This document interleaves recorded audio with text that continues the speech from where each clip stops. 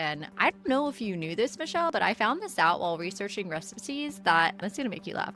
Pineapple juice apparently helps your bodily fluids all smell good. You didn't know that? I didn't know that. It helps smell and it helps taste. You knew this? I didn't know this. Yep. I've been living under a rock. Welcome to Book Club After Dark, y'all. Where we're just getting dark right at the very beginning of our episode. What I also like about that is that it's the play on a lot of people who are ignorant think of a person with a disability as being disabled or having not an ability as you. And it goes to show that all of our senses are very differently used. And just because they can't see does not mean that their hearing, all their other senses are not much better aligned than someone who has sight. And it plays into that idea that please don't underestimate someone just because of what they look like or what your assumption is of them. It's like a very slow burn that happens over time. It is very slow. It takes a while before this starts to heat up. But like healing him, like it's not like she's like standing off to the side. Like at one point she's literally straddling the guy. He is on top of him, so it is kind of, well, it's intimate. In his chest. Yeah, it's intimate, but it's also like kind of sexual in a little bit of a way because she's literally just, climbing on his lap and just, which, do I blame her? No.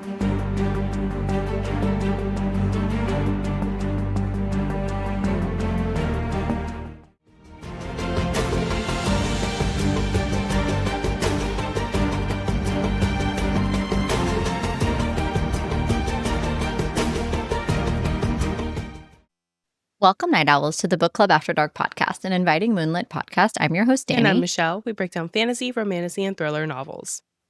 All things enchanting, intriguing, suspenseful, and maybe a little spicy. Each episode features intimate discussions on captivating stories, character breakdowns, fan theories, and more.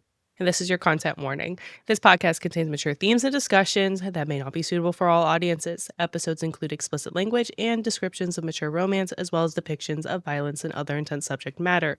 This podcast is rated R for mature audiences. Listener discretion is advised.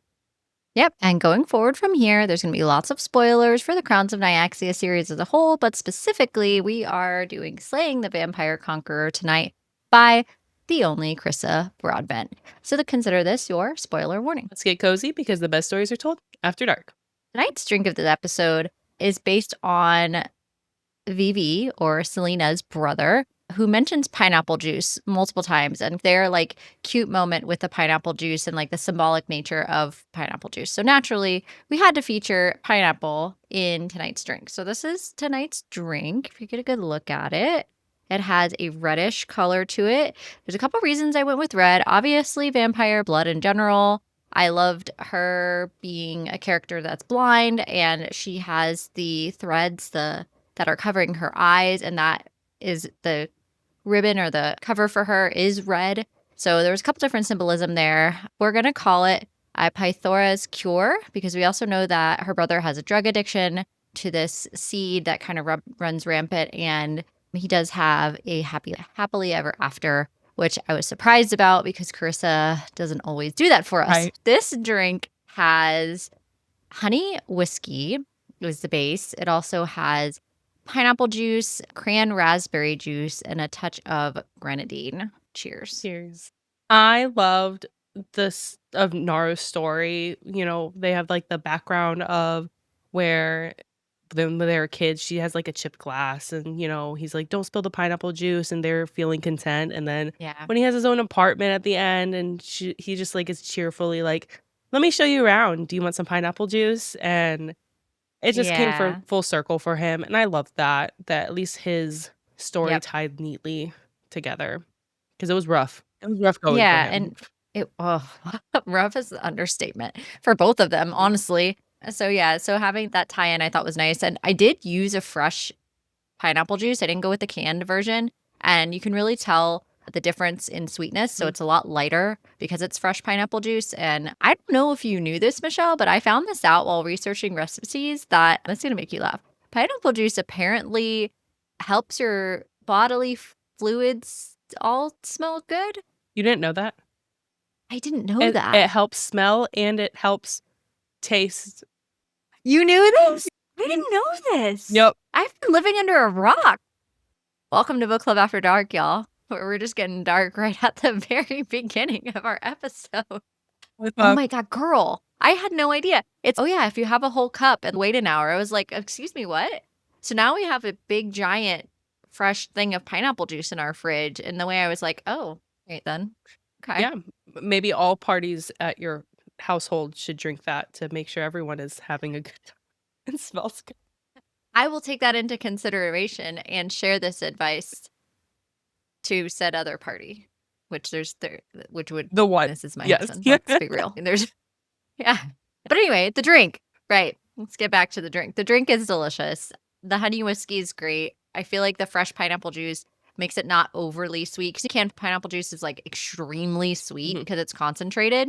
The fresh pineapple juice is not. So you get that lighter pineapple. If you get the pineapple juice from concentrate, that sweetness is so overpowering that I feel like if you did that, you'd probably want to use regular whiskey in this drink instead of honey whiskey. But I feel like the fresh pineapple juice like balances that. And you don't go overboard with the grenadine either. It's really just for a little bit more boost of color. And that cranberry tartness throughout really helps to balance the whole drink. So I actually love this drink. I would order this out. I like it as a summer drink. We're in fall, but I love it, the look of it as a fall drink. It's a refreshing drink, and now it has an extra added bonus benefit that apparently you knew about, and I had no idea. And this is where we learn things in our show.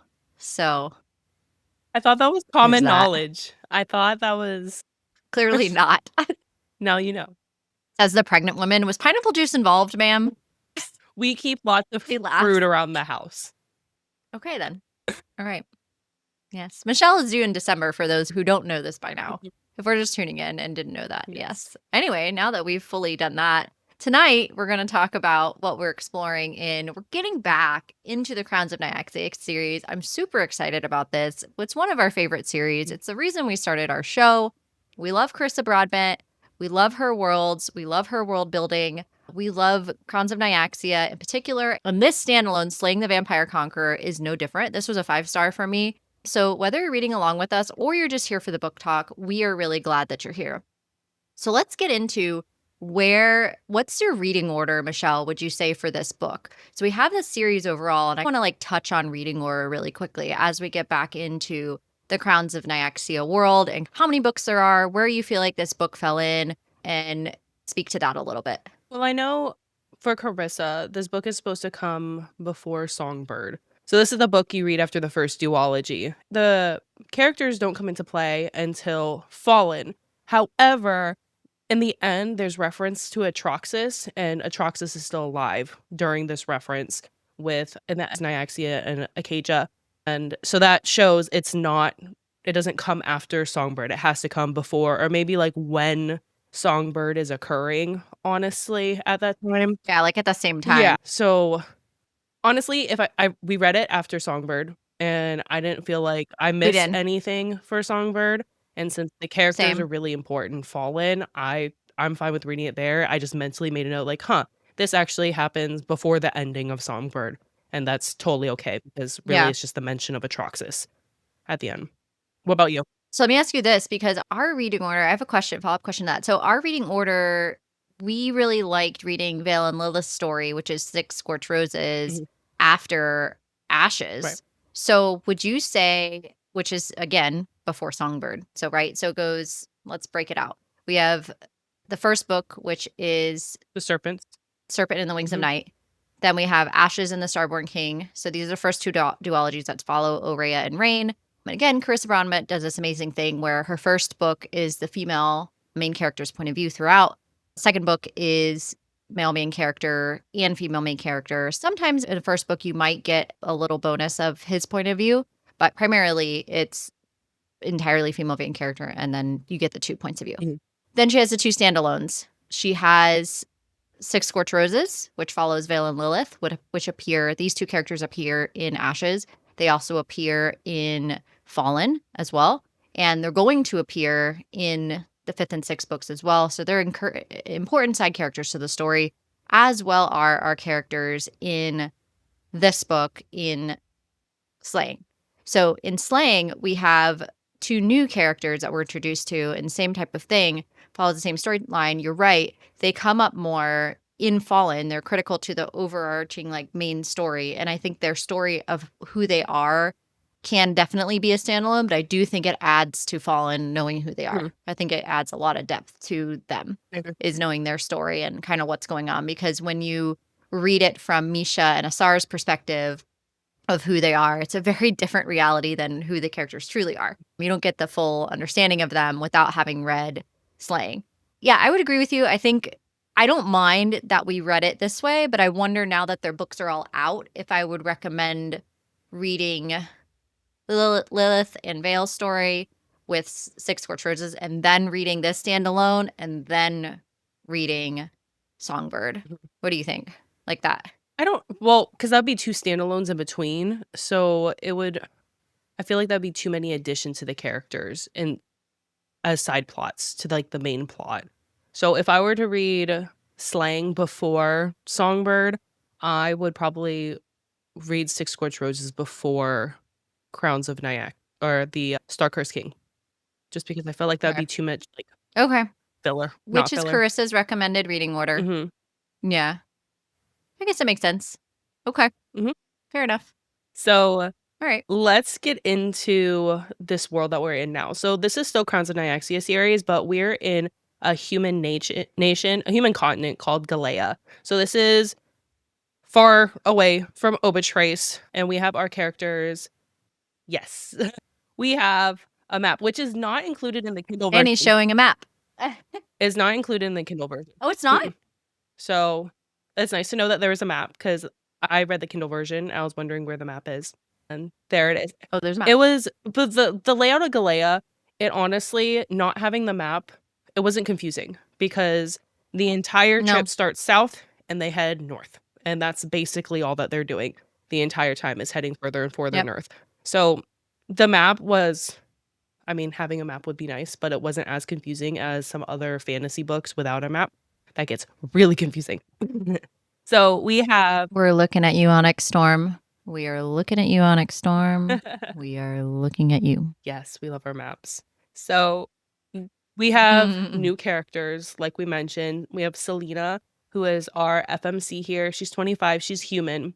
Very important to note that she is 100% human, and she is a sister of the Erekhessen, which is a cultish group that worships Acacia, the goddess of the fates. And then we have Atreus, who is our MMC. He is a vampire. He is an important Very leader much. of not the main army. This is kind of like the Land of Misfit Toys army because they are banned Yeah. from race essentially for what they did with in their bonding with Nyaxia and the blood curse. Essentially, Atreus' story ties into Septimus's older brother, who was the chosen one to stop the curse, the blood curse, and that didn't happen. So Atreus is kind of the aftermath, and I really liked how that connected Mhm. because we do get Septimus's story in Ashes, and I was like, "Okay, well, that's important that his brother didn't actually save them and his parents held on tight to it, but there's all this aftermath after that that we weren't familiar with just because we are following Araya's point of view, and obviously she wouldn't know that. So, I did like that, how it connected Yeah. all those characters, and we're still getting more of Septimus's background, and obviously the bloodborne vampires, those are really important in book 5 and 6. So and I don't believe we And Atreus is do we know how Septimus's cousin, Yes, which he's is cousin too. another key element. Mhm. Yes. Do we know First cousin. He's his cousin. do we know how old he is?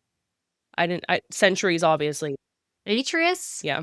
He's centuries old. We don't know We specifically didn't how get a old, but yeah, he's definitely a vampire and he's old as fuck. Like, your boy is old. We don't know exactly how old, but he ain't young. no. That's for sure. But we all just know that just makes him a better lover. We know the truth. Ain't that Okay. the truth? It takes So centuries. he must have drank a lot of pineapple juice in his youth. I don't know. Do vampires well, I guess vampires don't It's need just vampire gonna be juice or pineapple juice. That's not no, a they don't. They don't eat any human food. maybe they should. It was a joke, Maybe Michelle. they should.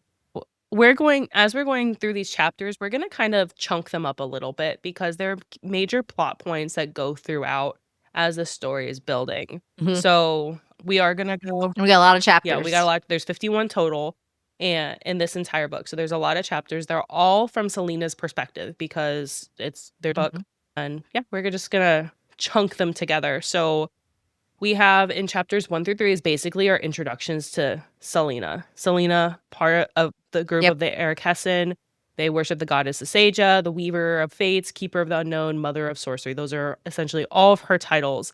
And it's really important to note that Selena is blind. She is blind by choice because that's a part of the Erechessin.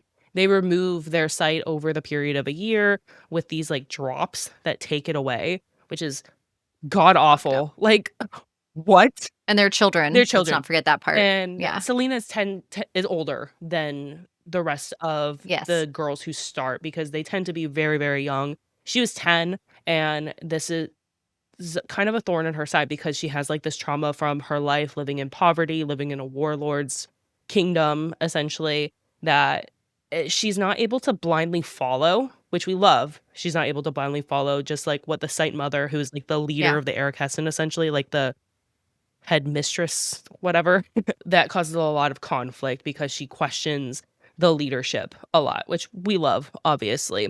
And in this chapter 1, we obviously get the introduction of the vampires who are coming in and conquering the Galea, which has never happened before. Vampires are all the way to fucking Ovatrace, and they stay over there with Nyaxia and stay out of the human lands. But we have the vampires, and like, oh, this isn't good. We're gonna have to figure this shit out. And the Sight Mother's like, well, Sage doesn't like this. I don't like this, but Sage doesn't like this, and we gotta get them out. And Yeah. guess what? Vampires have seers on them, and you know what? Seers are worshippers of a god. And I think this is a perfect time for Selena to show that she can do something with herself. So Selena devises a plan where she kills the seer of the Conqueror. Obviously, we know that's Atreus, and infiltrate his Yes. camp and becomes, part of his little entourage. Yeah, and let's talk about the threads for a minute. So when you have her describing what she can see, there's an overemphasis on how she can see so much more because she doesn't have her vision. And she talks about how she doesn't miss it, but that she does, and all these different things that she's torn on. And there's comments to her, like little slights that are made by other random characters who come in and out. And specifically when she assassinates, because she's an assassin, when she assassinates the other seer, this seer talks about how ironic it is that a person who's blind and part of a cult would be her murderer, right? And there's this jab about her being a part of a cult. And so this kind of runs throughout the novel, talking about how the Erechessin really take advantage of the fact that their members are children and that they, quote, willingly give up their sight with these drops. But it's something that she really battles with ultimately. And it has a turning point and a relevancy as we go through the novel. But I really liked that part of the story. I liked that the character is blind. I don't like the dynamic of why, but I thought it was really interesting to understand this type of magic system because it's not one we've seen in this world Mhm. yet. This is a goddess that you and I have liked most of the time Not historically. after this book. I had a yeah, I had a different feeling about her after this. Asaja is just she's the goddess of the fates, right? She has multiple fingers, she has 6 wings on either side. I see her as a woman of color, she's as she's described, and she's just incredibly beautiful, but, like, mystic Terrifying. almost in a way that yeah, like, not in a traditional beauty sense at all, in, like, an ethereal sense, Yeah. like, just all-powerful. Anyway, so what I was getting at is that the, group that she supports already from the start, that confrontation, which happens so early on in the book, is a very big tell of kind of this dynamic that our main character, female character, is gonna kind of battle throughout this story of identity Mhm. and trying to understand where she fits in, what is right and wrong, because there's so much focus and emphasis on not morally right or wrong, but what is needs to Right. happen, what the just thing is that needs to happen. And it's not about a moral higher ground or low ground, that whatever the right thing is by a Seja is the thing that we're supposed to do. On that note, it's important to know that it's a Seja, but it's actually the importance of whoever the human interpret it is, which is the Sight Mother, because the only one that talks to a Seja. So there's definitely corruption, which I think is a very big part in Carissa Broadbent's themes, anyways, in terms of like the gods and corruption and power and all of that. So it's really important to note there. And then with the threads, that type of magic, because you mentioned how complex it is, they literally use like and I know, Danny, you haven't seen Avatar: The Last Airbender, but there's a blind character in there, and it goes into this with the blind character, like, everything's, like, dark, but she can see with, like, the vibrations of sound and stuff like that. So, it, like, inverses how, like, the picture is, and that's what I was just picturing the whole time. And with the threads, like, the threads are used to, like, communicate, they're used to sear, they're used to do basically everything. There's, like when they fight, they, like, teleport kind of in a way, to, like, bend time and Yeah. space and She can go through yeah. pools. Yeah, she can use, like, water as a vehicle to move places through time. She can use these, like, what she calls a traveling pool. It's a really cool magic system. It's something we haven't seen in this series yet. I love Carissa Broadbent's ability to really just expand this world every time, and she did it again with this book, and it's so fun for her to be able to just create these characters that are incredibly dynamic and in a world that is never ending. We know that there's only gonna be 8 books in this whole series, but I could legit, like, keep reading it if she kept writing Mhm. them. I would totally keep reading about this whole world. Absolutely. That leads us into chapters 4 through 9, so we're meeting the Conqueror, we're meeting Atreus, and I really liked his name, and I liked her name too, Selena, even though Chris always trips us up with her spellings of names. I don't know why she just does this to us, but she really does. But Atreus, I really liked his name, and the this whole section is kinda he falls first. Very He quickly. At this beginning of this, he needs to find a seer. This is where she murders her, right, in these first couple chapters, and she makes herself known after this. She just waits in a pub, like a town over, for his guards to eventually accidentally be drinking in there one night and see her. And so she's super obvious, right? Because everyone knows because how she has this big giant red ass thing across her eyes that she's very obviously a seer, and she's part of this cult following that everybody knows in the human lands. They live in the Salt Keep. This is like a very well-known thing. It's the equivalent of seeing someone in a uniform anywhere else. Like you see a priest sitting at a bar, you're going to remember that you saw a priest sitting at the bar. Same type of deal. This is like a well-known thing. She sets herself up there and she allows herself to get captured, and she sort of forgets about House of Blood and that they use blood magic. Mhm. Like she remembers, but she then doesn't, because as soon as the guy nicks her, he takes Mhm. her and kidnaps her, which actually I think honestly helps her story, because I don't think she could have been convincing enough with Atreus had that not occurred. Because the more you think about it, the more you have to think she's such a good fucking fighter that how is she going to be like, oh, your guys just took me from a bar? She had to be unconscious. Like, she had to, the story required that this blood magic incident happened where she gets knocked unconscious. She ends up in her own tent at this area, and he waits a hot minute before going to go talk to her. And he makes a comment at the end of chapter 6 that there's something about her that he likes, and but also like he doesn't know to trust her or not because she's from the Erikasen. And what's the deal here? Are they after you? What's going on? Like, why are you just chilling at a pub? And she's, oh, I'm on the run. They're trying to find me. And he makes this comment that's highlighted a whole bunch of times, and it's, you're lucky I have a soft spot for caged birds. So already you can tell, and his bestie like Era leans kids. to her later, and yeah, I love him.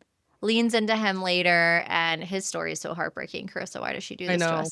So it makes this comment, and so like he is in the he falls first situation. He's very much touch her and die as we go throughout this book, which we love. I loved him as a character. Physically, He has horns, which is not a typical vampire No. thing in this world.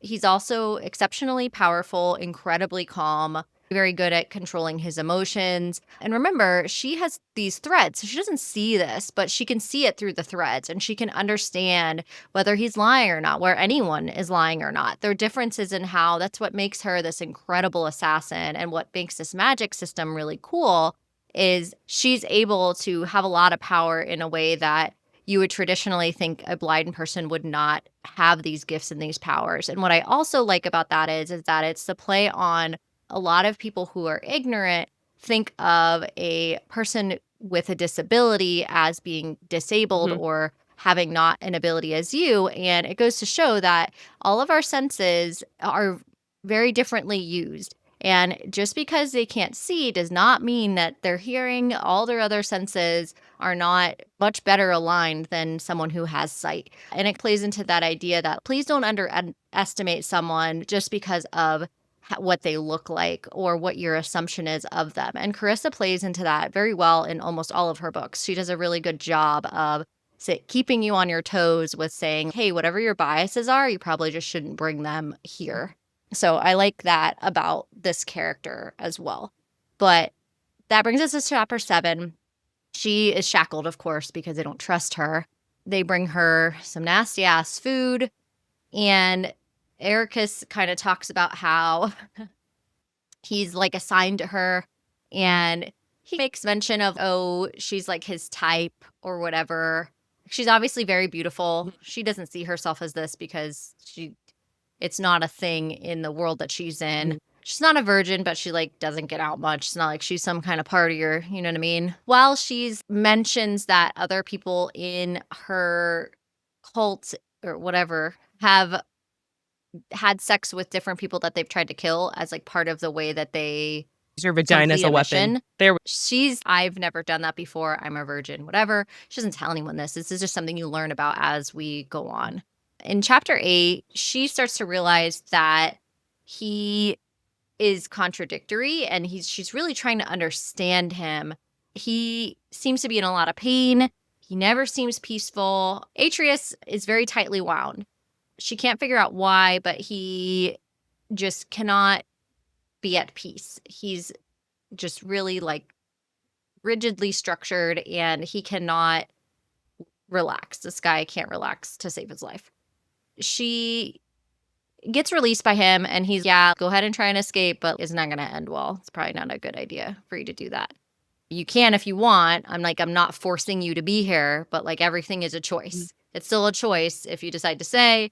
It's also a choice if you decide to leave, and choices have consequences. So up to you what you want to do now.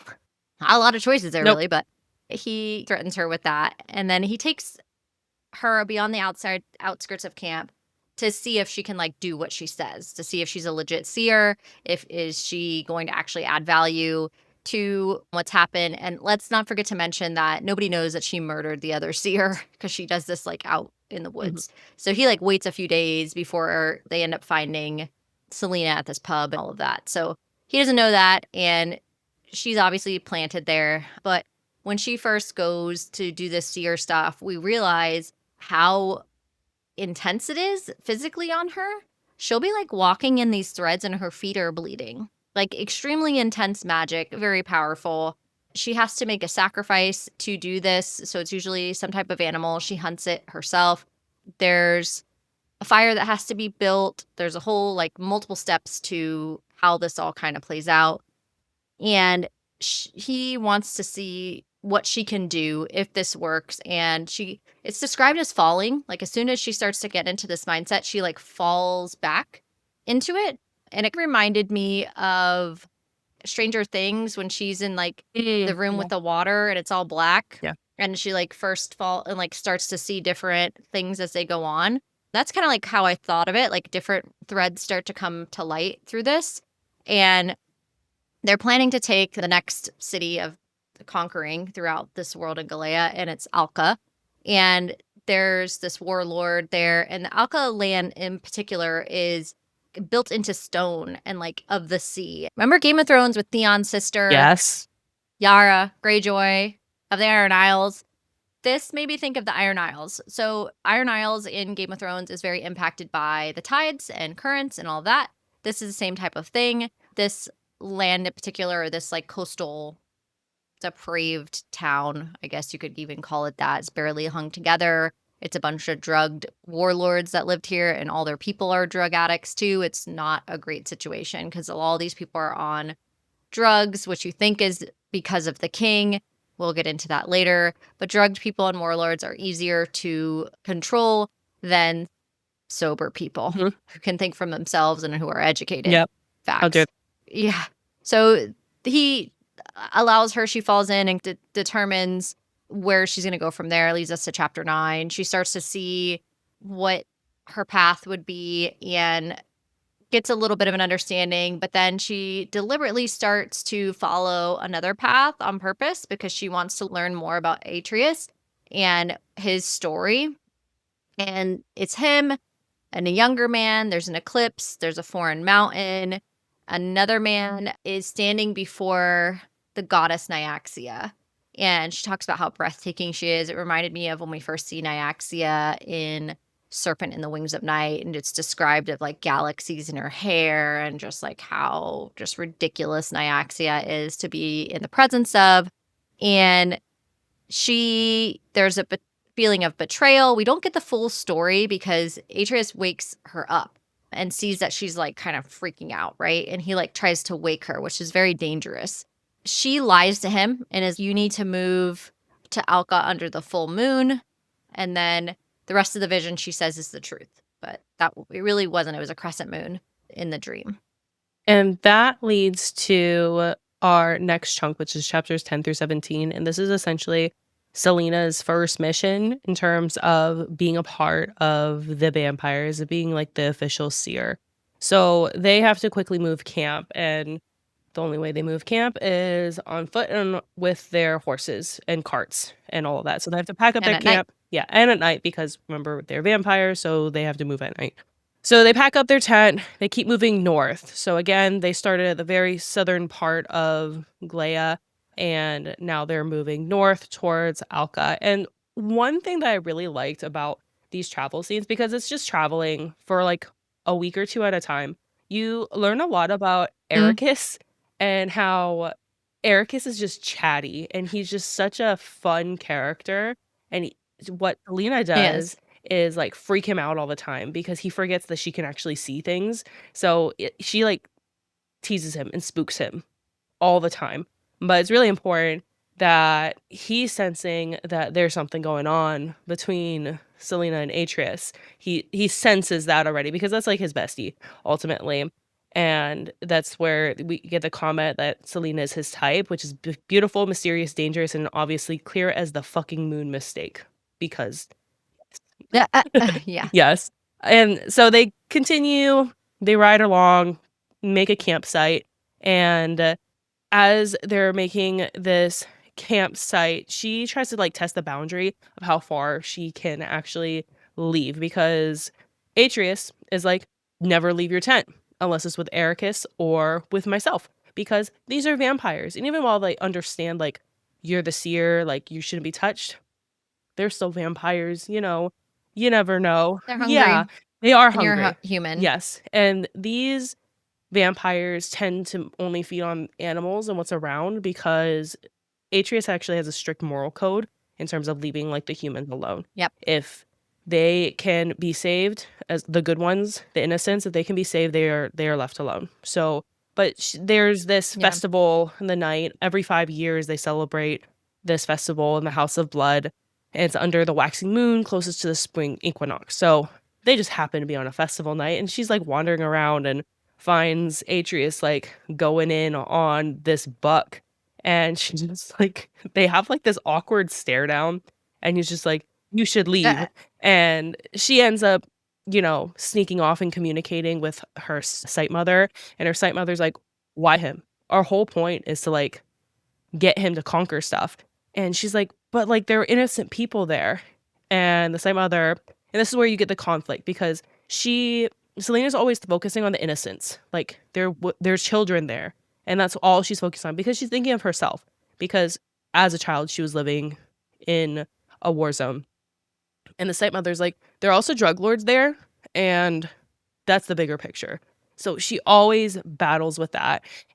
And And also what is right and wrong. right, right, And the site mother keeps trying to like getting her to see that's not for you to decide. right. And the stepmother Like you don't have a say. right. And the stepmother has raised her for the last 15 years. So this is a actual motherly figure to her.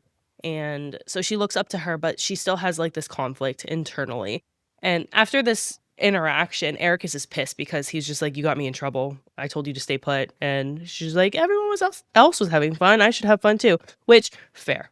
Absolutely fair. But they are now getting ready because they have to march on Alka. And the whole point of a seer is to just like see what the future is, and you stay the fuck back. And Selena's like, "That's not going to work for me. I want to fight." So she has to prove herself to Atreus, which I thought was really fun because they actually like fought, and she was like kind of losing, not really, but she was like matching him at like beat for beat, and she uses the threads against him when she's like fighting with the sword because he challenges her and uses the threads and like defeats him. And like you can tell like he's mixed opinions because he's like, "Well, you beat me. I'm pissed that you beat me, but also like I've never seen the threads used before and that's really cool." So she ends up and guiding them through Alka. It's a shit show of tunnels, essentially. Tunnels and bridges, and it's like literally carved into stone. And as they're going through, obviously there's this cool battle scenes.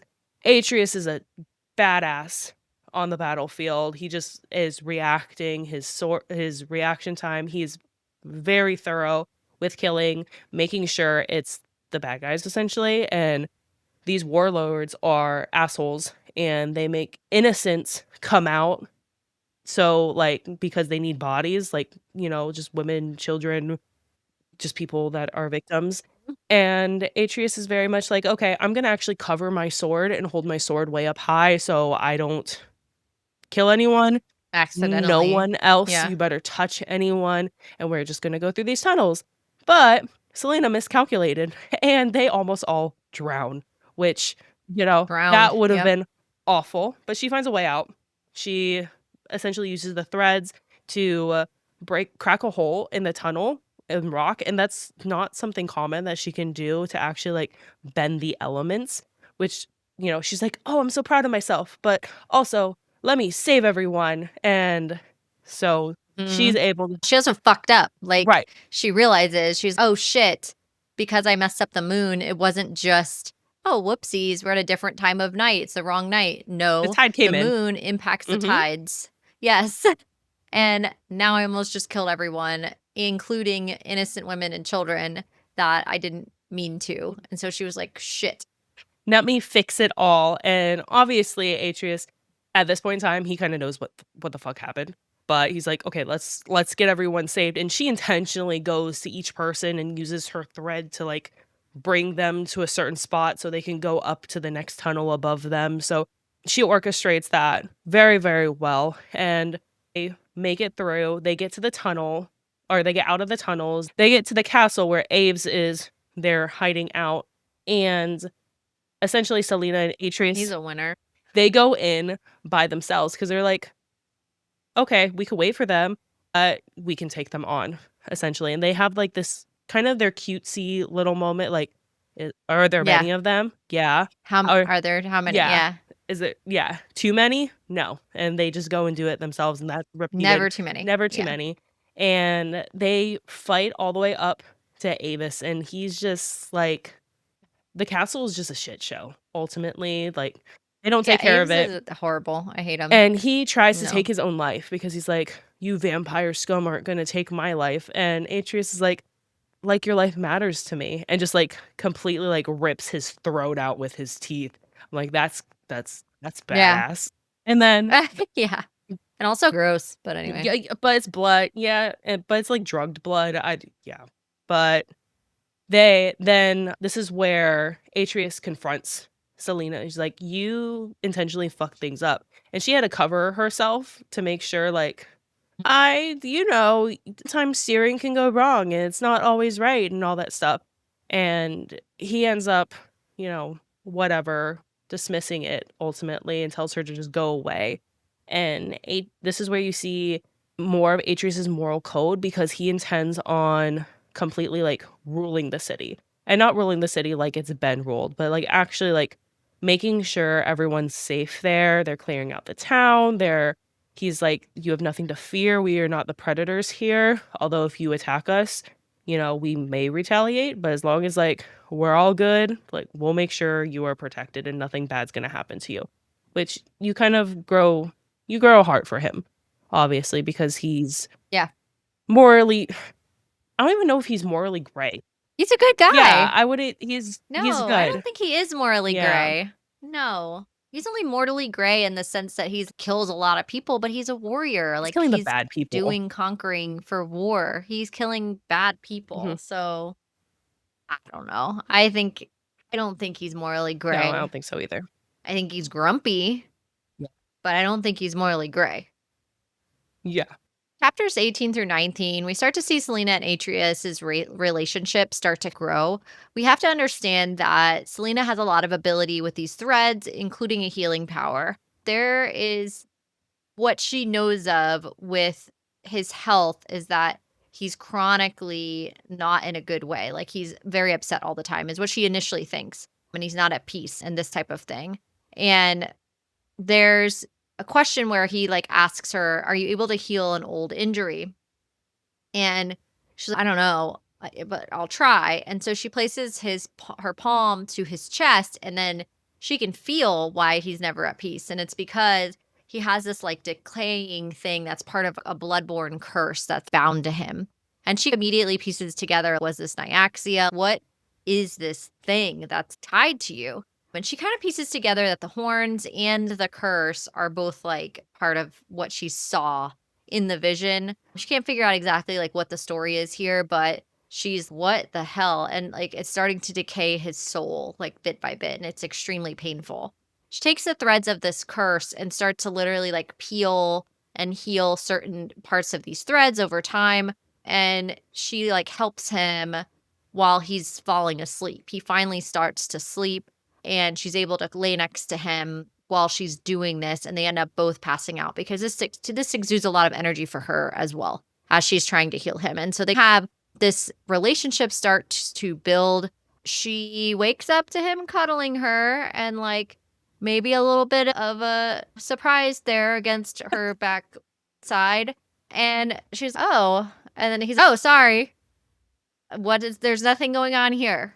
And so this happens over several nights. Finally, on the 5th night, she just starts going to his room by herself to help him with this. There's no sex or anything. There's not even any kissing. This is like a very slow burn that happens over It is time. very It slow. takes a Yeah. while before this starts to heat up. But, like, healing him, like, it's not like she's, like, standing off to the side. Like, at one point, she's literally straddling the Mm. guy. He is on top of him, so it is kind of while it's Well, it's in his intimate. chest. Yeah, it's intimate, Yeah.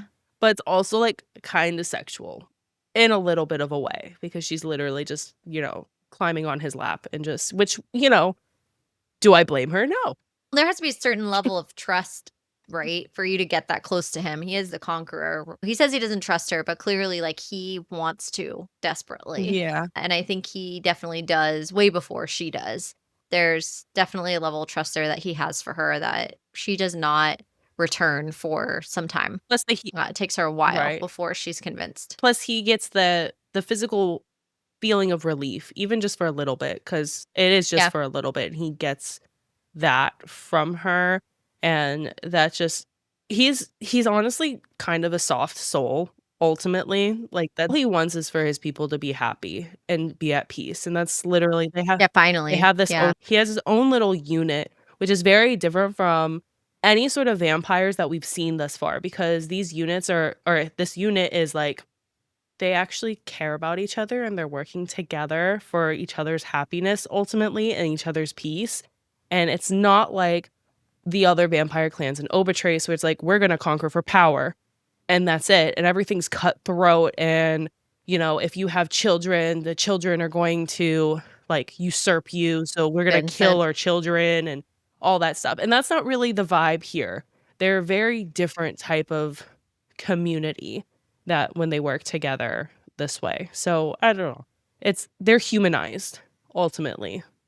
Yeah, absolutely. They definitely have a lot more humanity than the other vampires we've seen so far in this world. That's for sure. Yeah, I guess that's what being scorned would do to you. Like, we just have each other, ultimately. And that is linked to Septimus's brother, and his parents literally, like, kicked them out. "You can't come back here." So, until Nyaxia gives them gives them the ability to go back. It actually removes the curse from the Bloodborne. So, next chunk, we have chapters 20 through 28, which is Selena. This part's hard for her because the next place they're going is Versailles, and this is where she grew up as a child. And you know, throughout this text so far, that she has severe childhood trauma. When she was 6, she literally, when they were in the water, like someone was trying to drown her. Like, can you imagine being 6 years old and having that? Like, someone's literally trying to drown you. And when No. she is 9, she is going through like war zones, seeing people like really just grotesque because they're just murdered or drugged out, and awful. She has an awful childhood, and now she has to come face to face with it. So Parents die, her sister dies. mhm, The only person left is her brother, then she thinks her brother gets blown up. yep, Yeah, it's bad. very, very much so. So this is kind of, and she's never been back to Versailles because the site mother thinks that she would want to take revenge on Tarkin, who is Versailles' warlord, essentially, and that goes against what the Hessen are. You're not supposed to take revenge, you're just supposed to enact the fate what the fates want. So, this is something reopening some old wounds for her, and, they leave Alka. They have, like, a week or so that they have to travel over there, but Versailles is gonna be a bigger challenge because Tarkin, he's a ruthless warlord, and Atreus is like, "It's fine. Yeah, their army's vast, but they're, like, clumsy." And Selena has to make sure that he knows, is like, "Yeah, because those are children." There are a lot of children in his military. A third of his Yeah, military is children. slaves. Most of them are slaves, period, and a third are just child slaves. So, that changes things, and that actually ends up changing their plan because she sears for him, and she falls into the sea of blood. She pulls herself up, and then she's face to face with, like, her sister dying and bodies everywhere, and then this 13-year-old boy guiding her, which we know now that's Nero. And she's like, "No, this is gonna be bad. There's blood everywhere. We're gonna win, but there is blood everywhere." And At a they cost. they come up with Yeah. this plan like, "Wait, I'm an assassin. Why don't I just go?" And at first, Atreus is like, "Yeah, right. I'm not. Yeah, you're too valuable to me, so I'm not going to send you." And she's like, "No, no, no. Let's actually come up with a plan." So they actually both end up going, save his military, save all the innocent people, and they're just gonna go take out this one guy. And Selena has to ultimately dress up like a concubine, pretend like she's going to Tarkin Yeah. for a good old time. She has Yep. to wear a drape over her face anyways. It covers all of that. So it was a pretty solid costume for her. Plan. And Yeah. she goes up to she gets guided up to the castle and ends up letting Atreus in through a window. So they're both there, and they confront Tarkin, and there's 2 guards there as Tarkin's, like, waiting for them ultimately, and one of the guards ends up being Naro, her brother, and he recognizes her first, which is crazy because she has her face covering, she looks different, it's been 15 years, but he says Vivi, which is her actual name. Selena is the name chosen by the site mother when she became an Hessen. So Vivi is her actual name, and she has this like she needs to kill Tarkin, and Atreus actually gives her the in so she can do the final blow because that would mean so much more to her. But then because Naro is like, "No, that's my king warlord person. You can't, like, that's his person that he's been protecting, and that's because he's drugged out. He thinks like that's his savior and that sort of thing. So he starts tweaking out, and it just becomes this big thing ultimately Tarkin dies because Atreus takes him out, but Selena has to with her threads, which I find is really cool. With her threads, she can basically make someone pass out or, like, alter their emotions and Yeah. stuff, which is a very cool aspect of their powers. Essentially made sure Naro is just, like, knocks out, and hopefully that helps him, get over his drug addiction, but it's not a smooth road for him at all. No. The After Tarkin dies, obviously the city falls apart immediately. The vampires go in, clean house. Selena waits for Nara to wake up. It takes him days ultimately, and she Yeah. gets to the point where she thinks he's dead. But, like, if you are an addict and you are going through withdrawals, the process of going through that is, like, you get, like, a little bit of a time so your body doesn't literally shut down on itself. So she has to navigate through that. When he is awake, he it's all anger because his life, he thought she was dead. She thought he was dead. It's not a happy get together because he gets upset that it's like you're a vampire and you murdered the Thorn King, and he's just delusional, and that's usually what happens when you're groomed from a young age to Yeah. believe that someone's there to help you when they're there to help yourself. So it's really sad. Again, we love that his story comes full circle and he beats his addiction and all that. But it was definitely rough for her. But this is also where in chapter 26 that Atreus and Selena's relationship really takes the next step because Atreus promises that Nara will be safe, that, he will always have a place for her, and how they have this conversation how the past is devouring both of them and they each crave someone hurting like themselves. They want someone because of their past and they kiss. They have their first kiss. Yeah. Yeah, through the book. So slow burn for sure, but we're here for it. Yeah. And she ultimately tries to make the move to take things up a notch because she wanted She more. does. She wanted more of Adrian. She's battling with herself too of saying, "What would the site mother want me to do?" And but then she's, "No, but I do really like him," and she's really conflicted. Mhm. I think it's worth mentioning too, she starts to call out her brother, and then she realizes that they're the same in the sense that they were both children who were basically manipulated by adults Yeah. in very different ways, but with the same kind of result. They're not themselves anymore. Selena doesn't even go by Vivi anymore, her given name, and her brother are just unrecognizable people to the kids that they were. And I thought that was a really interesting parallel. Carissa Broadbent always does a good job of kind of painting the picture in that way, and I thought she did a really good job here. Selena realizes her hypocrisy as she's talking to her brother, which says a lot about Selena's character and how much she changes in this book.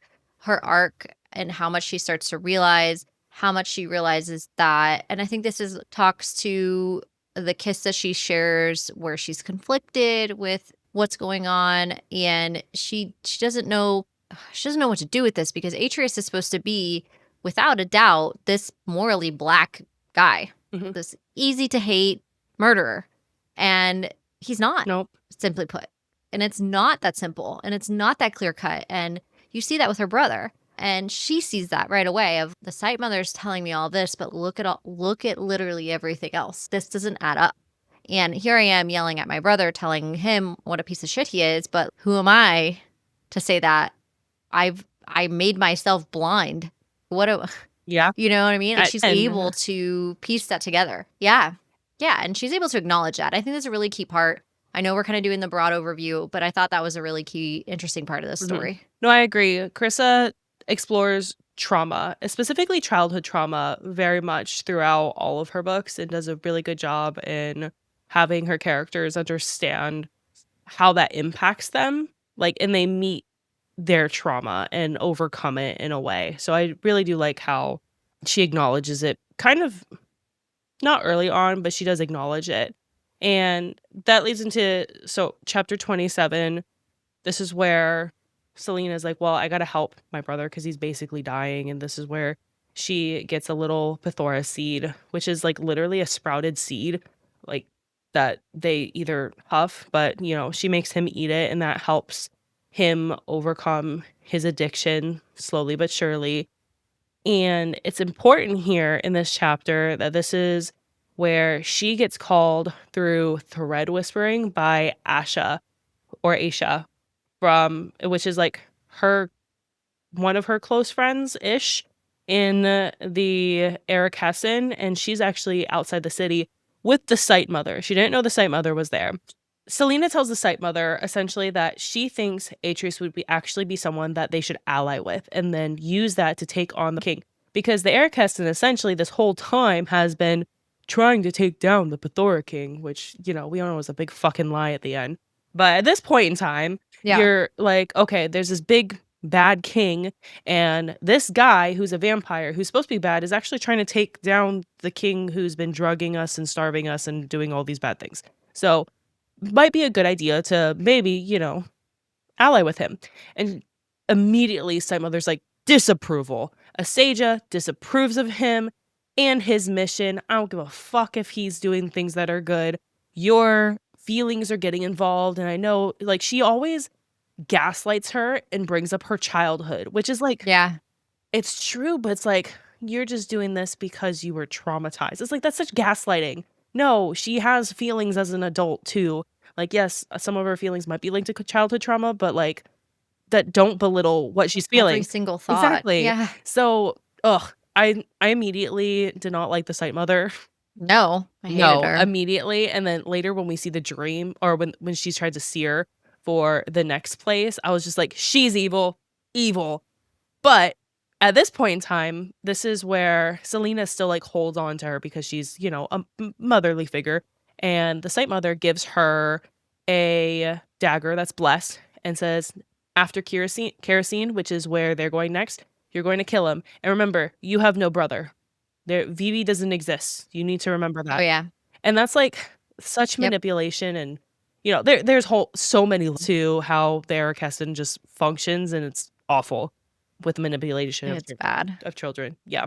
But ultimately, this chapter ends with chapter 27 ends with that, and then chapter 28, Atreus is waiting for her to return at her window, and he offers to have Naro come along with them and have bloodborne healers help him with his addiction.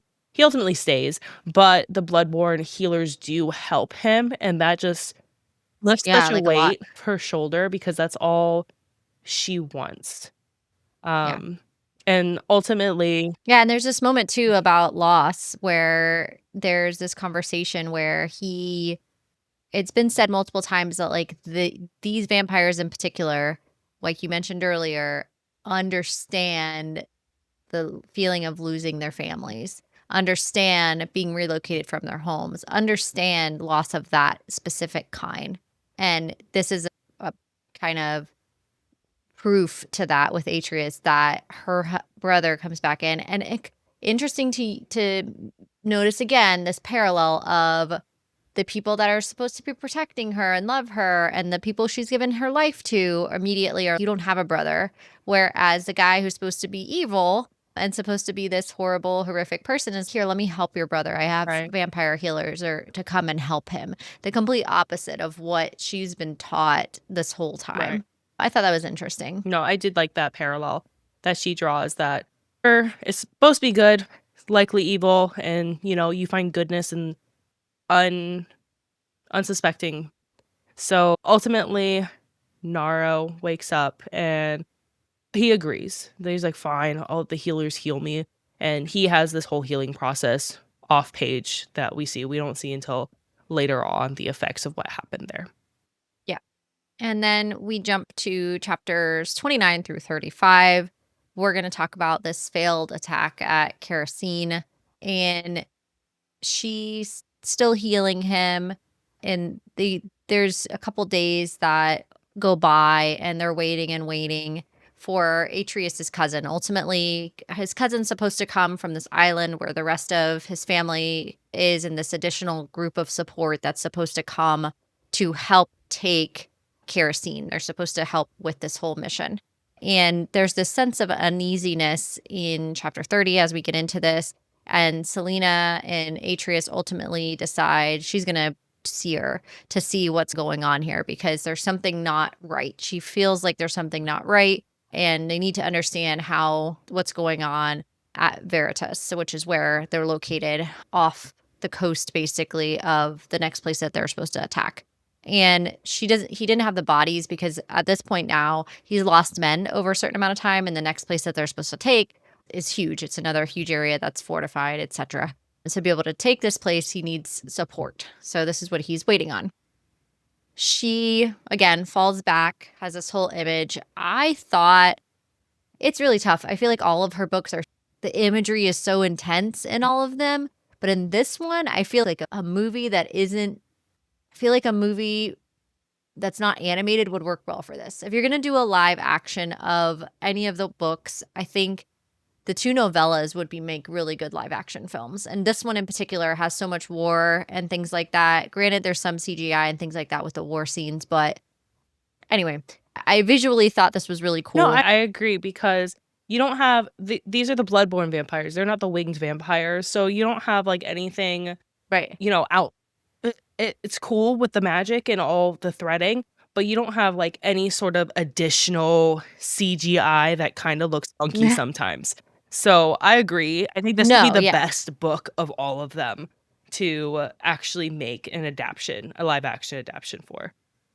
I agree. Yeah, I agree. Yeah, none of them have wings, whereas Vale does have wings. In this standalone, these are not winged vampires. It's an important distinction. He has horns, but I feel like He can add horns. We can do that without the He's CGI. had horns. Yeah, we can add that in. Yeah. Anyway, so moving on. So she falls back into the threads. And there's a reason, too, is the reason I say that I think it would work, as I mentioned, Stranger Things, where you could easily visually make this with the other visual elements that I think would work really well to tell this story. She falls into seemingly the island, and there's bodies everywhere. They're littering the sand. She can't make out who they are. The fucking sight mother. She thinks they're rocks at first, like she's walking, and she thinks they're rocks at first, and she trips over one and realizes it's Atreus's like severed head. So it's bad. There's a walking figure. It's the sight mother. There's bloody footprints everywhere. She pours hot blood into Selena's hands, and she like disappears. Evil. She paints this like image. Evil. Yes, which is also a nod to the fact that the Sight Mother's clearly evil. But she doesn't piece this part together. She thinks the Sight Mother is like trying to warn her or whatever. Like giving her She doesn't really blood. piece together the vision. But she doesn't really piece it together. She doesn't piece together the vision at the time, which we probably should have, but I also didn't. Really? I was like, oh, wow. No, I didn't. Did you? Yeah. I was like, she's at that point in time, Yeah. I'm like, she's the one. She did it. She's the one that did this. She's the one putting the hands, essentially. She's like passing on, like making it so the literal blood is on her hands. Yeah. And for this loss, and that she's the one orchestrating everything, because they wouldn't have known. These warlords they don't have magic, they don't have communication, they wouldn't have known. Who has she been communicating with this whole time? The Sight Mother. So at this point in time, I knew that she was either the one in the castle or puppeteering. I'm very skeptical with Mother Gothel. Basically, she's a Mother Gothel. So she is a Mother Gothel. She totally is. Yeah, I was like reading for vibes at this point. I was just like, oh, when are they going to get to one in over here chilling? And I'm just like, oh, okay. She's crazy. And Michelle's like, it's the evil bitch right there. And I'm just like, always one. Atreus. To find him. Yeah. Heal Atreus. He's a good guy. I'm over here. It's fine. So chapter 31, she returns to her body. Atreus is kneeling beside her. Something's wrong. And poor Ericus, his whole family and his child are on this island.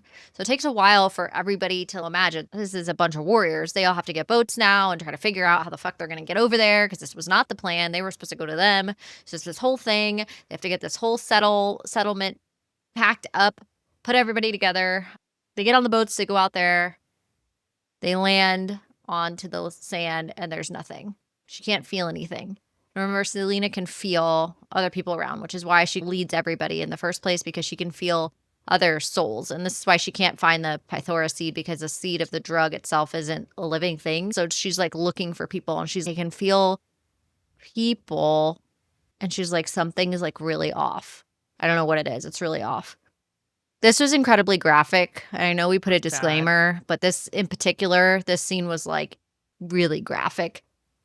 Staked to the trees above them, hundreds of innocent people that there's just blood raining down on them from these bodies above them, and they're still alive.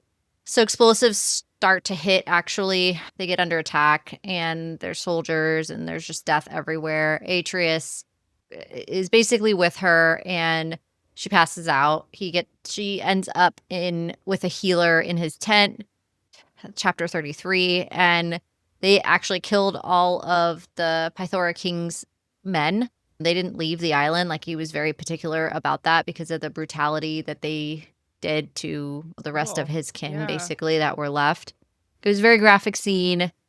It truly highlighted that there's really there's the good guys and the bad guys here, and it's not who you thought. And if there was ever a single doubt, there is absolutely no doubt by the time you get to chapter 33 and chapter 32. There's no doubt. You already knew this, but for sure now. Right. There's not even a question.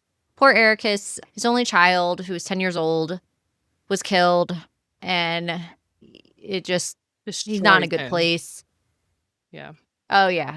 It's a really bad situation. Atreus makes this comment that there's an understanding between her pain, because now she's just like really destroyed by this too. This just takes a toll on a person at a certain point. There's only so many things that you can see. And this particular massacre, because that's what this is, it really fucks all of them up. It's bad. There's a comment that she makes, and it's, I live in dark stories. I've been living in yours for nearly 4 months. And if you're going to invite me in, she pushes against his chest and says, I already see you, Atreus, and I'm not afraid. So they have this moment, and she finds out what happened to him with Nyaxia.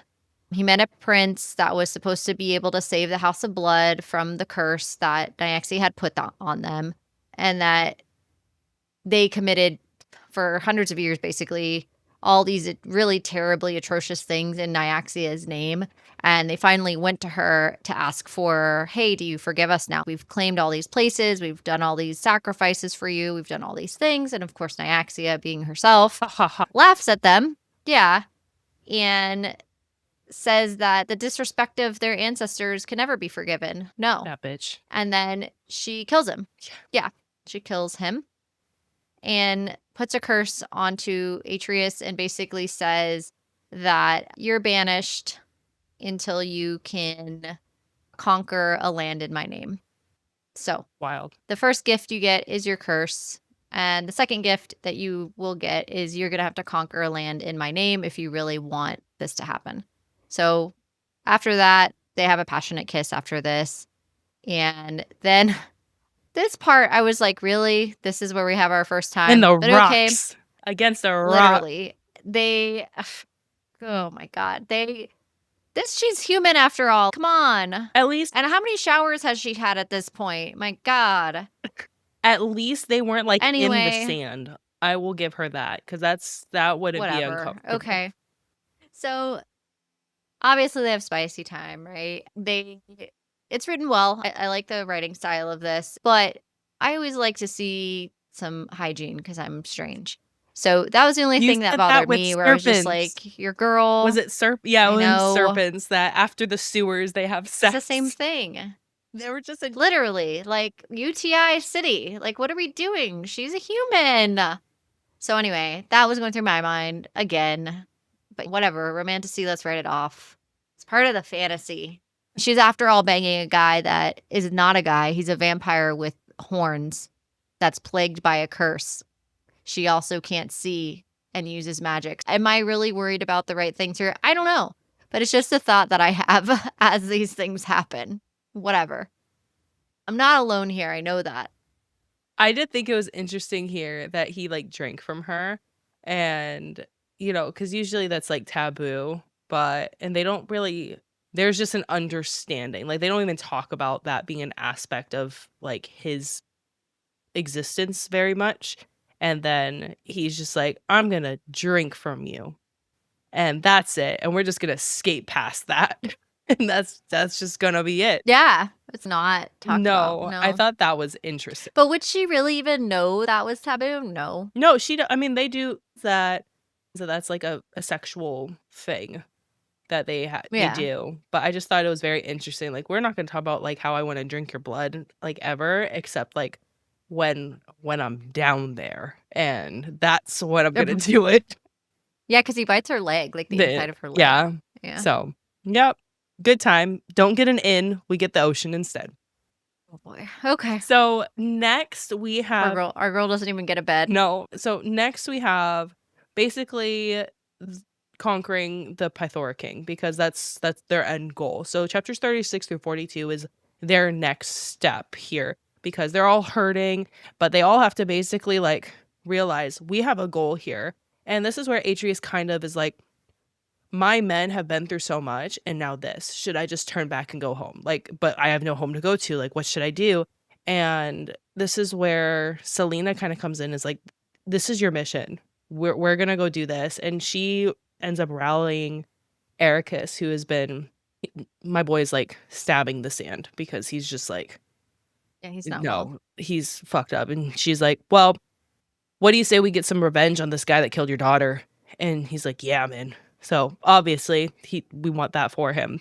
And this is where this is where they're realizing that they need to come up with a plan. But also here it's important that Selena, so she's a virgin up until this point. She actually has a chastity vow, and she wasn't doing this in the name of I'm going to manipulate him and then kill him. Like she was kind of doing this for her own pleasure. So she has like guilt for breaking her vows to Asasia. And she has this dagger that she's supposed to kill him with, but she realizes here, she's like, I won't kill him and I can't kill him. I'm just not gonna do this. Like she has it in her head, like, we can't do this. And we also Yeah, I can't. we can't take kerosene. So we have to figure out a plan. And their plan is like the most awful plan possible. There's this place called Not good. Zadra's Pass, and essentially there are these cliffs, jagged cliffs that they have to skirt around for typically would take 2 weeks. They're gonna do it in one, and they're gonna go around Kerosene, this Zadra's Pass, and oh wait, everything's fogged. Like you can't see shit. So Selena is the only person that can see. The blind girl is the only one that can see anything here. And there are also these like monster things that are like Yeah. snakes, lizards with wings that like just eat the shit But out not of you. dragons. Not dragons. They're like serpentine with lizard things with wings that are Yeah. very aggressive. And yeah, so they have to like watch out for those things. And obviously Slivex. the Slivex. And they come face to face with one because as they're going, they have to rest. It's kind of hard to like walk, I would, through these cliffs, and they're at a high altitude. It's just a big journey. And Selena's a human too, so they need a rest. Fuck. It's a lot. And a Sleevik comes and takes Atreus, of fucking course, and they have to like battle that. And fortunately, it was just a baby. And everyone around her's like, the fuck? What do you mean that was an adolescent?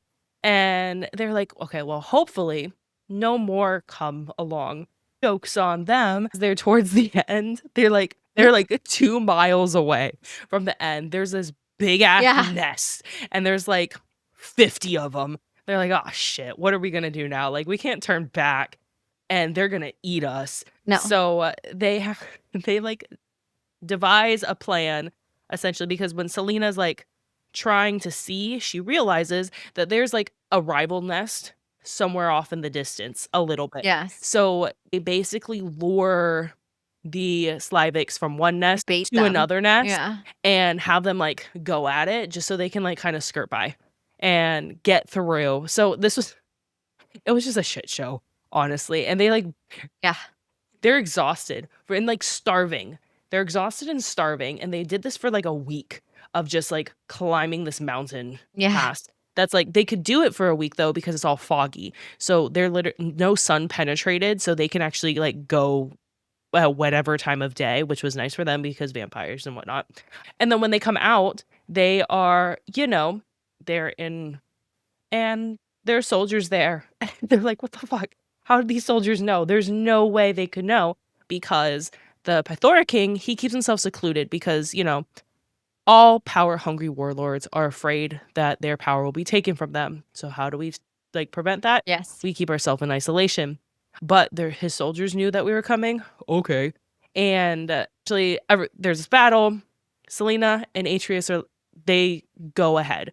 They're like, we're just gonna go to the Pythora King, and we're gonna fucking kill him. And And they have that same dynamic, that conversation of, like, how many are there too yeah, many? That conversation happens again between them, which is cute. which is yeah, And she's, "No, there's not too many." So they have this other moment of if there's too many or right, not. So I think this is the 3rd time that this happens by now, yeah. where they have the knowing moment between them and they decide, "Nope, there's not too many. We're gonna go for it." Which is their like little cutesy thing. But the castle is off because there's like no one in there. They're able to like walk up the Yeah, castle. and she keeps feeling Yeah. And around. she's like, there's no one here. And they get to the throne room and they see the king there. And he's kind of alive-ish. He's an animated corpse, essentially. He has like slashes Yeah, on his throat, basically. tears He's in his been dead. chest, a brutal mark over his heart. Like he was just animated. And guess who the fuck comes up? The Sight Mother places a hand on his shoulder. Yes. That bitch. And I was like, "I knew it." And Michelle was like, "I knew it. I've been Actually, known it. I've been known it." Yeah. So, betrayal of the Sight Mother is what we're calling this next section. Chapters 43 through 45. Selena, in her infinite wisdom, is, "Did you do this to the king?" And it's, "What? Selena. Obviously. Girl, come on." And she's, "Yeah, I came here to meet you, and that the Pythora King hasn't been a man for a long time. There's power in suffering, of course there is." And she keeps going on and on. Selena's, "Does this mean that I've been fighting against a king who doesn't exist?" She's like having all these thoughts in her head. And it's, "Yeah, girl, Can we obviously." piece it together? Yeah, please. But at the same time, you have to remember this is like her mother figure. She was taken as a child. Yeah, While it's obvious, she also doesn't want this to be true. right. This is not something she wants to be true. This is an ultimate betrayal of epic proportions. There isn't a bigger betrayal than this. And Selena would have never known if she had just obeyed what her mission The was and killed gaslighting. Atreus. Yeah. Oh, yeah. She's like, if you had just, the Sight Mother's like, if you had just killed Atreus, then you wouldn't have known either. But now that you do know, I'm going to welcome you into this cool club now, because now that we'll see what's going to happen to you. And she's, Saja's, hopefully she'll forgive me. And then she's, "You can't kill Atreus though, because he's God touched." Because now she knows that he is God touched by getting a mission from Nyaxia. So she comes up with this plan on the spot. Selena does, because she can't cope with all of this, and she also can't have Atreus die. It's just not something she's willing to accept, because the Sight Mother would have killed him right there on the spot. And she's all powerful, so she could have. And so then Selena's just, "No, like he's God touch. And wouldn't it be this great gift if Asasia was given him like on an altar? Let's do that." So she passes out, of course, because she gets sedated by the Sight Mother. Chapter 44 is like a dream sequence where this is where we first find out about the pineapple juice between her Narrow and her brother Narrow and her when she was just a little girl. They were sipping pineapple juice in a cracked cup, and they have this little moment as children. Selena wakes up in the salt keep and she's, "What the fuck just happened? Was all of that a dream? What is going on?" And she's invited to the Sight Mother's like private wing. She is told to like get dressed in this nice gown. They're all given these intricate gowns as part of the Salt Keep. They each have an intricate gown, but almost none of them ever get to wear it because it's only if you're going to meet a Seja, which almost never happens. So most of the people there don't ever get to wear their dresses. So she gets told, "Yeah, you're going to meet her tonight." Selena's terrified, as she should be, because she doesn't really know what to expect. So there's a dinner that's really awkward, and Wine. Lots of wine. she Yeah, it's awkward, and the site mother says only myself and 2 other advisors know what's been going on, and Selena's faith is we'll have to see what happens. You're supposed to bring rebirth, and you'll be the future of the Erikessin. Of course, the site mother has a very different understanding of what that looks like. They go up to the top, like, of this keep, so they're, like, literally at the top floor. I guess you could like, on the roof, I would think of it like that, where there's this platform where Atreus, Ericus, and 5 other warriors are, like, bound and gagged. And there's she can feel everything, remember? So she can feel Atreus's betrayal, but, like, he loves her. He's really having a hard time grappling with this. She can feel all of this from him. And Selena has to, like, just push all this down because the site mother needs to believe that Selena wants redemption from her, from the site mother, from Asasia, like, that she will stand by and let all of them die, and that she believes it's the right, just thing, and she needs the site mother to believe this. So the site mother's drunk, and she Yeah. has a hard time walking to the altar, and she then uses her strength to open this path to Seja, which is pretty creepy because she literally, like, throws her head back and, like, light comes out of her palms and her mouth and, like, her eyeballs, and this fire's lit, and it's like a hearth, like, this massive fucking bonfire that you've ever seen. Yeah, so it's pretty, like, intense, to say the least. Yeah, and it moves us over to chapters 46 through 48. So this is where the gods come in because that's ultimately what they're going to do. And the there's a quote, "There's no greater offering to a god than the acolyte of another." And here, this is where like the site mother and everyone else would be like, "Yeah, we are meaning Atreus. That's the acolyte." And here we know that that actually wasn't Selena's plan after all. And she goes to Atreus, cuts his bindings, then gives him the dagger. Atreus then kills the site mother, pours her blood onto the altar. And now we have the attention of It 2 calls. gods. Yep. So we have Yep. Astasia, who is in terms of the white pantheon, Astasia is the one that tolerates Nyaxia. She doesn't hate Nyaxia. Did she also kind of Right. like behead Nyaxia's husband? Yes. But, you know, she Kind tolerates of. her. And Nyaxia obviously does not fuck with the white pantheon because of what they did to her. So in chapter 47, Nyaxia appears and Atreus gives her the Site Mother's head, and she's, like, so pleasantly surprised. She's like, "You give me a kingdom and the head of an acolyte? How wonderful." Like, she's thrilled, and you've never Yeah. seen her so thrilled, and obviously, like, this is Yeah, she's, like, super well, but happy. this is a good moment for her because literally, like, they served her husband's head. So she's like, "Yes, this is what I want. How did you know? Like, this is yes, you know me so well." And then Asasia appears. And Asasia, she has 6 wings on each side, offer a glimpse into the past, present, and future. We've seen her before, but her beauty is very different. Where Nyax is like her beauty is stunning, but it's like fucking scary because she has like blood on her Yeah, you're face gonna and look away. yeah, where Yeah, Asasia, you it's a kind of want to lot. study a little bit more what is going on because there is a Yes. lot going on there too. And they argue. They end up bickering because Nyax is a petty bitch, which we don't blame her for being one, but she is.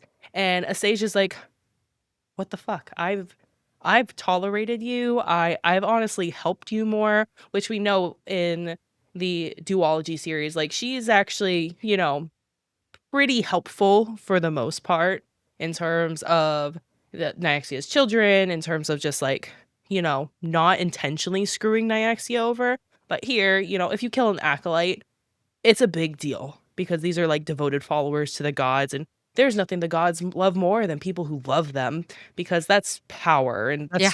that's what they like. And Asasia agrees that Nyaxia has been wrong. She's like, "Listen, I get it. Like, we probably fucked up. We did something. I understand that. But you crossed the line here, and there will be consequences. You can keep her head, but just know for later on." And I think this is a lot of foreshadowing here. Obviously, it's the Crowns of Yeah. Nyaxia series. We know that this is just it's gonna go down in the next books after this, but Yeah. Saja warns her.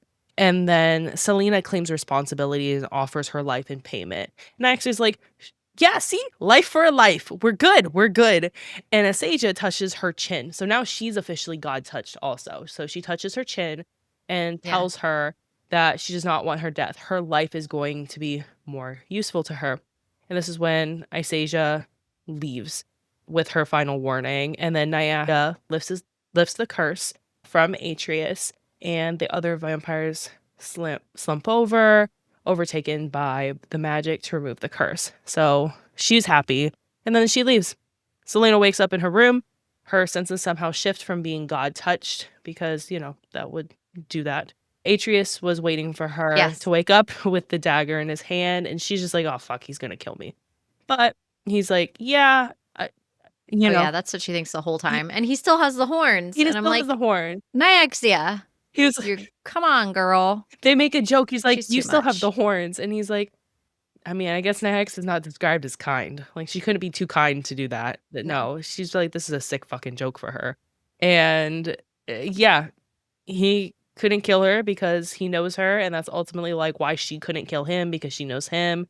And they didn't kiss at the end. And they also share this really important moment where she takes off her blindfold, which is kind of her Yes. um last move against the Hessen, because that's such a sacred thing. And she tries to like actually like she opens her eyes and sees Start to see. sees a blob of him. Not actually sees him, but Mhm. it's like, oh, And she can see some stuff, like, super up close. like this. Like Yes. Yeah.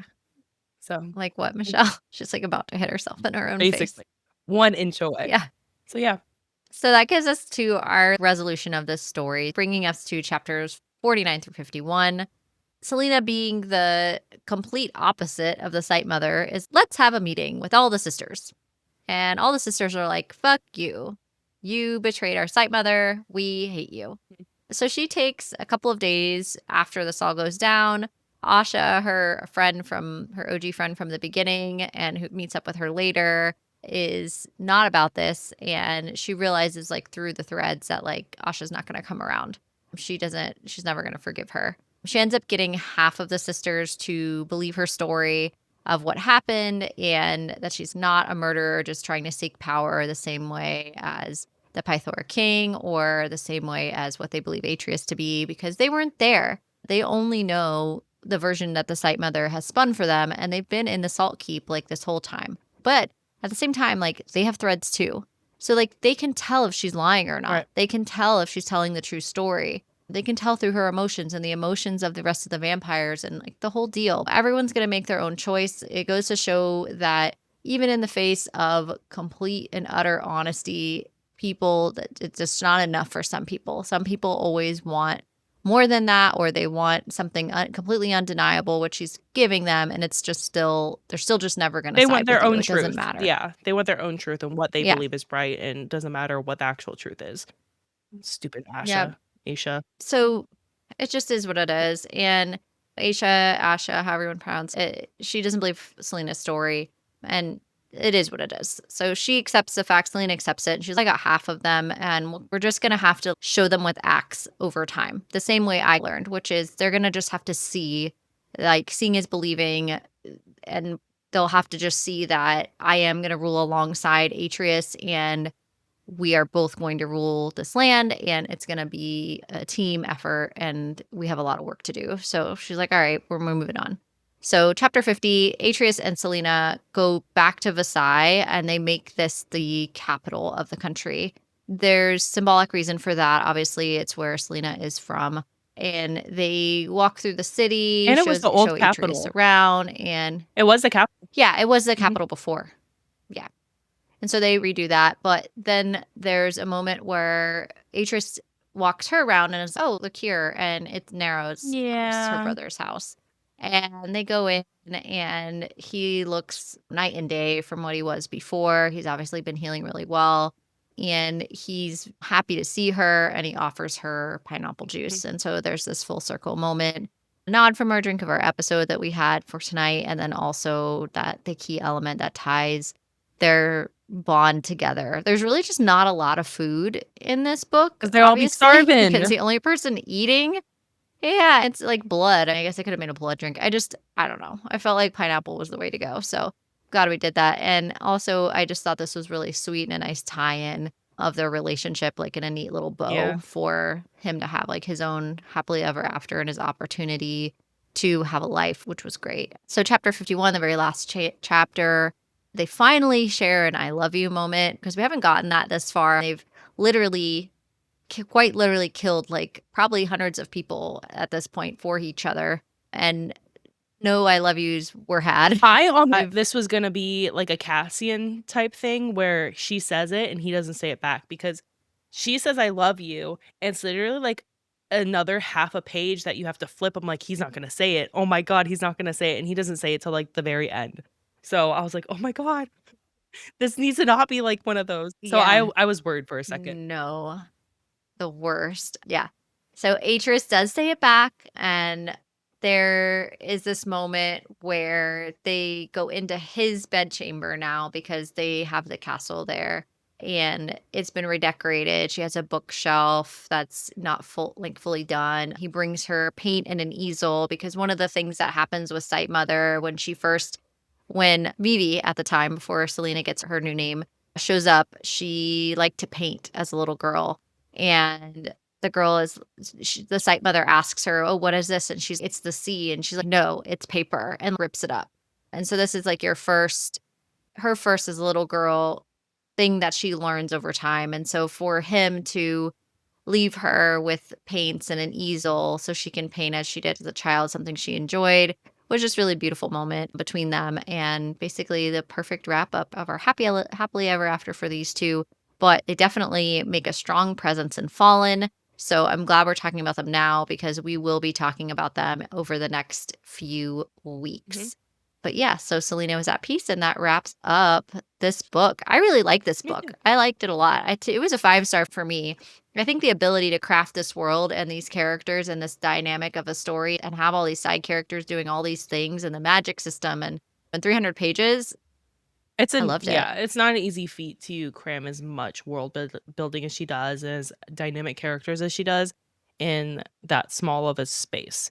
So, that's just a testament to her writing. Yeah, absolutely. That leads us to our mystery Q&A, Michelle. Yay! And I have an interesting question for you. Okay. So do you want to go first? Do you want me to go Is it first? about pineapple juice? No, You can go first. it is not. It's dark. Okay. Buckle up. Yeah. Buckling. Yeah.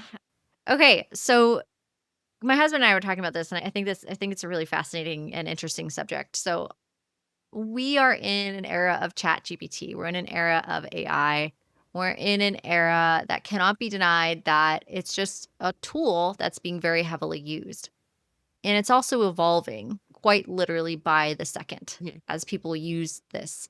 And there's multiple versions of AI. We're off the rails with how this is being governed and what's being made.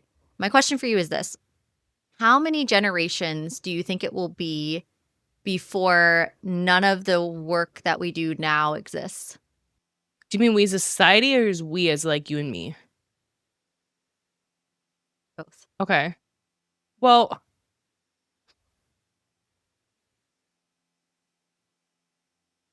processing. Honestly, I don't think it's that many generations just because technology has grown so exponentially. Like just think about just our lifetime period, how much technology has grown. Like the internet didn't exist when we Yeah. were born or when we were kids.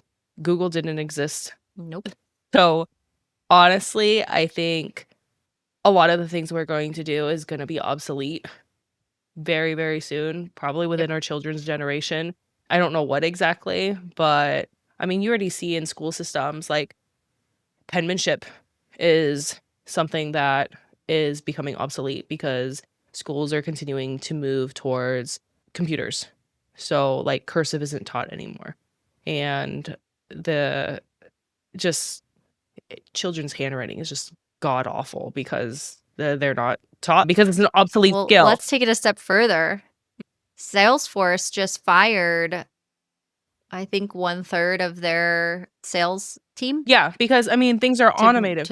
transition to AI. Well, I'm just thinking, okay, so I believe I've mentioned this on the show before that me and my husband worked at Papa John's together, and part of our job was to answer the phones. If you call Papa John's right now, they outsource. And I bet that's gonna go to AI at some point in time. Now they outsource, like, you can't call a store. You can't physically call a store. I don't You know. have to Did you know that when you go through, like, a Checkers drive-through, yeah, it's they don't have there's nobody that answers the Checkers drive-through yep, anymore, it's an AI yep, system when you place your order. and even in drive-throughs that aren't AI usage, they want you to order on the app. They want you to do things virtually without using people because people are expensive.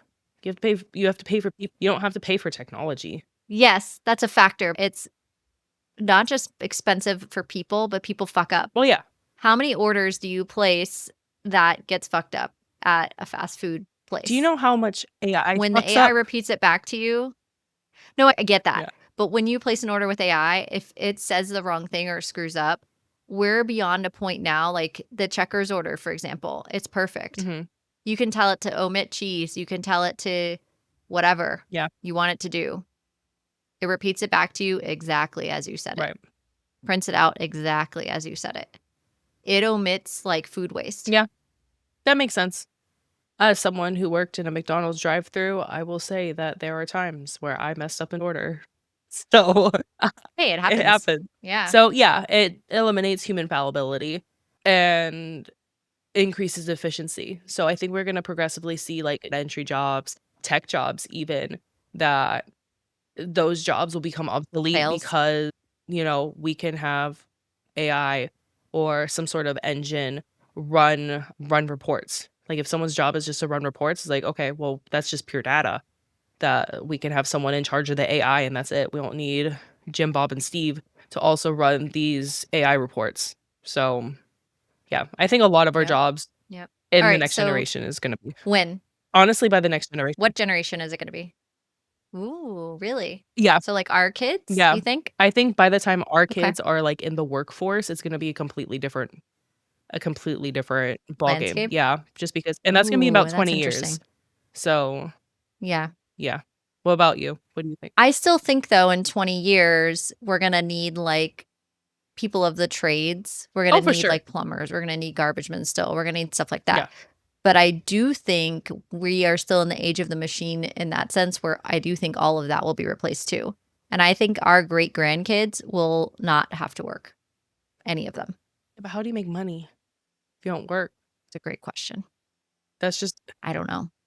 I mean, I guess someone has to build the machines, but I still don't see like, there are jobs that literally you can't have AI do, like a firefighter. You can't have I mean, obviously you can build a robot. I know they're working on building like these AI robots for like moon landings and stuff, but and that technology is progressively getting better. But I'm just thinking like your machinery is gonna melt down. I think it'd be better to have some like an actual like buff guy. Yeah, but couldn't you just have a fire truck get sent to Yeah, somewhere and but also have like but who's buildings that gonna already go have in there? fireproofing? No, but like who's gonna go in there and Yeah, like but who's to rescue say like someone? an AI wouldn't have that maybe it has statistical odds of survival rate and it's now we're talking about morals. No odds. I'm just saying Sorry. now we're going into morals and it has a statistical so like now we're going into some crazy like AI. I told you this was a dark question. Yeah. I Anyway, yeah. just wanted to make you I would think. like to I think just thought it was an interesting yeah. thing to discuss. I could literally take a whole episode talking about this type of shit. So let me wrap my question. We got it. You answered it. We're done. Okay. I would love to know listeners' thoughts and comments on that subject matter because there's like probably hundreds of subreddits just on that very topic. So tinfoil hat, put it on. Let's talk about it. I want to know. Okay, I guess my topic shouldn't be as dark since you're like trying to mind fuck everyone. Let's talk about What else is new? let's talk about comfort food. So it's fall. Fall Oh, is comfort okay. food time. So what's your go-to? Yeah. And it doesn't necessarily have to be fall, but like what's your go-to comfort food? I love Italian food. I think my go-to comfort food in general is like spaghetti, Okay. like at home. My own Mhm. spaghetti that I make. Do you have like a I like a recipe? protein pasta, a specific brand. Oh, Yeah. I like a specific type of pasta sauce. There's specific stuff like that for me, especially you're going to think I'm weird for this. I want it to sit in the fridge overnight, Yeah, you're supposed to. and then I wanna reheat it. Yeah, because the sauce, like, the seasoning from the sauce, it, like, Yeah. further yeah. It needs to get into the Yeah. noodles properly. No, I get that. I need it to get in there. Okay.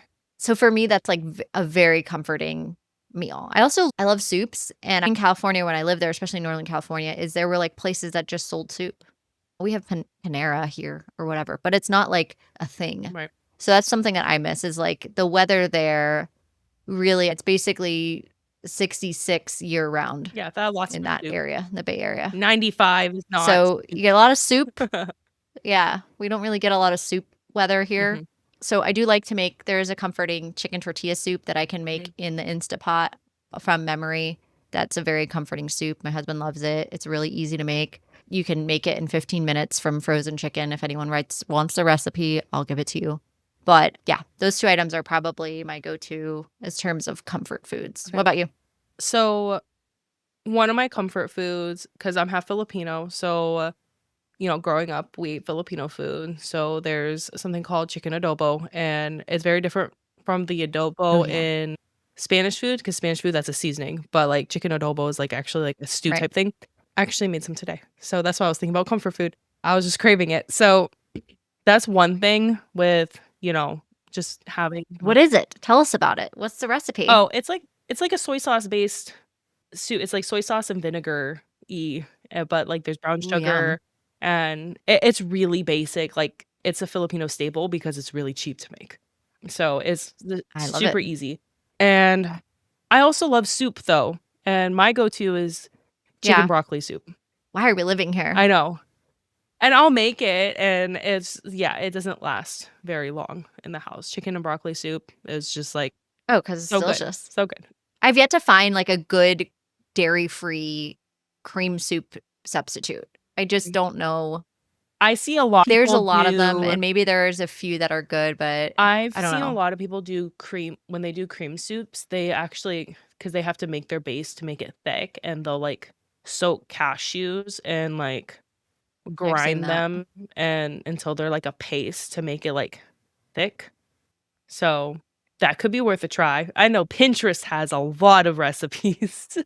There's this guy, Alfie Cooks, that I follow who's, just guy as if I, like, know him. He has, like, over 1,000,000 followers, and he all his recipes are vegan, and I love watching his stuff, and he does, like, a whole thing on vegan soups, and so I've been really wanting to try one of his vegan soups. Yeah, so comfort food. I think that wraps it up.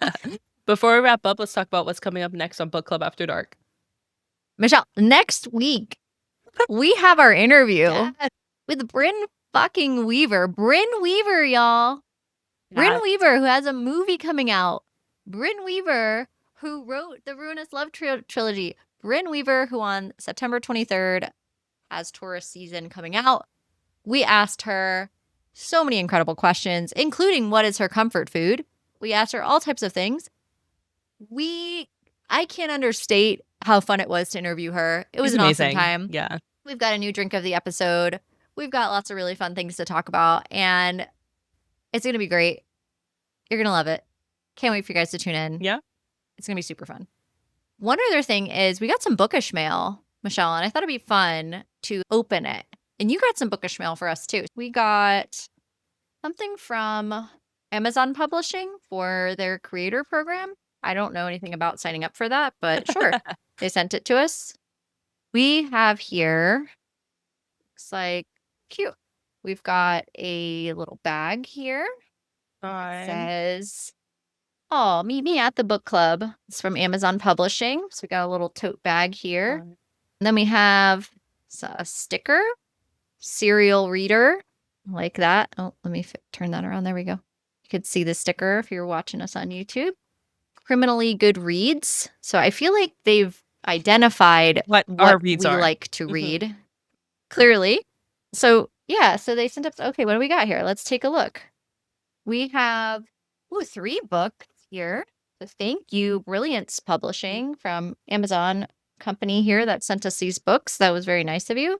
We have Melinda Lee's Beyond Her Reach. It's the first one. Lies Protect and Lies Kill. Quiet suburban neighborhood in upstate New York. Single mom Kelly Gibson is slain in her home, the victim of a rage killing.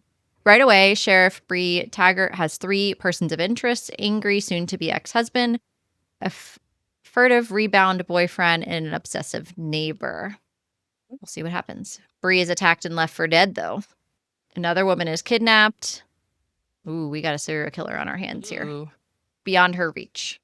All right, and then we have New York Times bestselling author Jeffrey Deaver, Fatal Intrusion, with also Wall Street Journal bestselling author Isabella Maldonado. The hardest killer to catch is one with no apparent motive. So this one looks pretty good too. Ooh. Carmen Sanchez is a tough Homeland Security agent who plays by the rules, but when her sister is attacked, revealing a connection to a series of murders across Southern California, she realizes a conventional investigation will not be enough to stop the ruthless perpetrator. So, little blurb there. Oh, and then one more from Jeffrey Deaver and Isabella Maldonado, The Grave Artist. This is another one that they wrote together, and this was them on the back. Awesome. This was a hardcover. Yeah. He's an artist whose medium is death. Okay, then. There we go. A wedding reception is coming to a close in the Hollywood Hills when a blissful day is shattered by the death of one of the newlyweds. Though the incident appears to be an accident, Homeland Security investigator agent Carmen Sanchez and her partner, security expert Jake Caron, discover that the tragedy is the third in a series of similar deaths that conclude something far more sinister at play. So it sounds like this is a series about the same type of character, Carmen Sanchez in book 1, and she has another book in book 2, and they're put together. Awesome. Nice. We'll have to take a look at those. So Yeah. thank you to Amazon for sending those our way. Thank you so We will much. definitely take a look. And Michelle, you had some too. Got a hat. Let's see your It hat. says, What does it say on read there? more, Amazon Publishing. Oh, cute. So, We're almost in the beanie season yeah. for 3 days in Florida, but Yeah. Because this is a thick beanie. I don't know. It's a nice beanie. This is thick. This would actually keep your head warm. Here in Florida, we don't need that very often, but I appreciate it. Don't forget, we want to hear from you. If you have thoughts on Slaying the Vampire Conqueror or suggestions for future reads, drop a comment below or message us on one of our social media platforms at Book Club After Dark Pod. Show us your fan art, theories, or anything bookish you'd like to share.